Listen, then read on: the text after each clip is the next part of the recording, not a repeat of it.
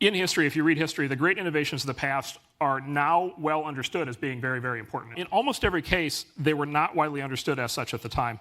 In fact, I would assert that they were often actually viewed as trivialities or jokes. I don't think that this is a new phenomenon to be this dismissive about new technologies early.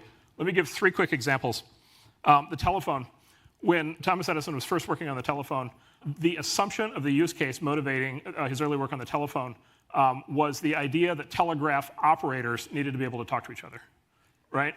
It was considered so implausible that you would have a system that would let any ordinary person pick up the telephone and talk to another ordinary person. Like, that was clearly implausible. That was clearly not going to happen.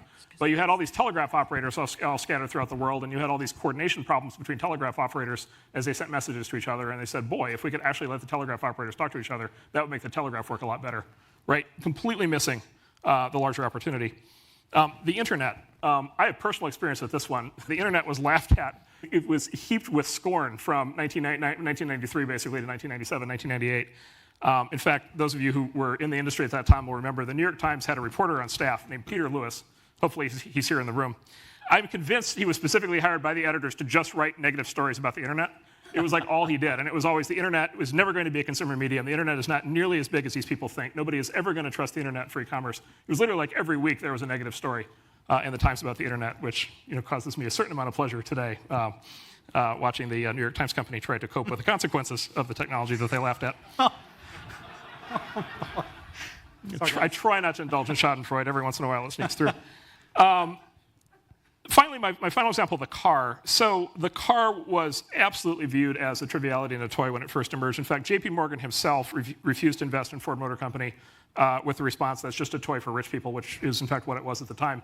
If you had one of the first cars, you had to be a rich person. You had to have a driver. You often actually had to also have a stoker with the early cars to keep the engine going. And then you also had to travel with a full-time mechanic because the thing would break down every 3 miles. So there were a lot of reasons to doubt the importance of the car. My favorite example of skepticism about the car, there were a series of laws passed in the late 1800s in the UK and also in the US called the red flag laws at the time. So the UK red flag law worked as follows. Firstly, at least 3 persons shall be employed to drive or conduct any automobile, which is actually not that crazy because it was already assumed that you had your driver and your mechanic with you. Secondly, one of such persons, while any automobile is in motion, shall precede such automobile on foot by not less than 60 yards, and shall carry a red flag, constantly displayed, and shall warn the riders and drivers of horses of the approach of such automobiles, and shall signal the driver thereof when it shall be necessary to stop. So possibly a little bit of protectionism on the part of the blacksmith guild, but still a good sign of the times in terms of just the initial shock and initial rejection of the idea.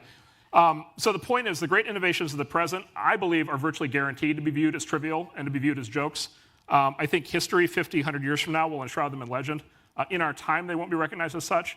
Of course, in the future, when they become legends, our descendants will themselves have their own trivial innovations to laugh at.